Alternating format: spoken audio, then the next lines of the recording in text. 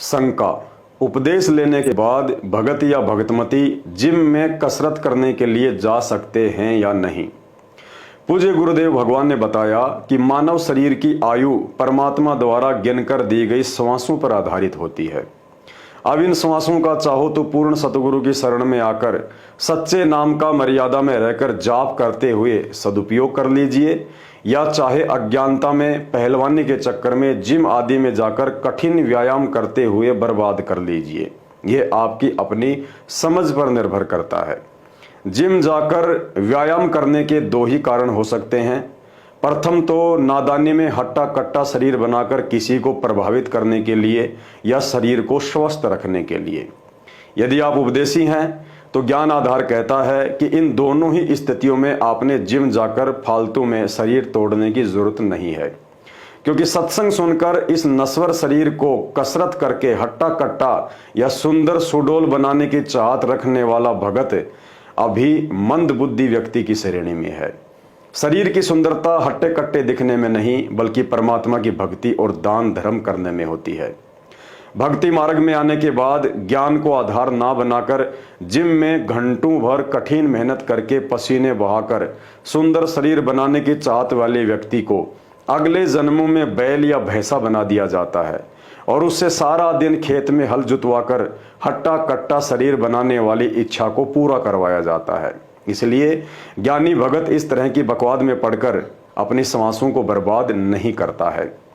भगत यदि किसानी, मजदूरी या किसी फैक्ट्री में कार्य करता है तो जाहिर सी बात है इन जगहों पर काम करते समय काफ़ी कसरत हो जाती है, उसे अलग से व्यायाम करने की जरूरत नहीं पड़ती है। यदि आप कुछ ऐसा कार्य करते हैं जहां शारीरिक मेहनत ज़्यादा नहीं होती है तो ऐसी स्थिति में चाहे उपदेशी हो या अनुपदेशी, वह व्यक्ति सुबह शाम जब भी समय मिले थोड़ा बहुत हल्का फुल्का व्यायाम कर सकता है तथा व्यायाम करते करते भी परमात्मा का नाम सुमरण करते रहना चाहिए, वरना हजारों अनमोल श्वासें व्यर्थ चली जाएंगी।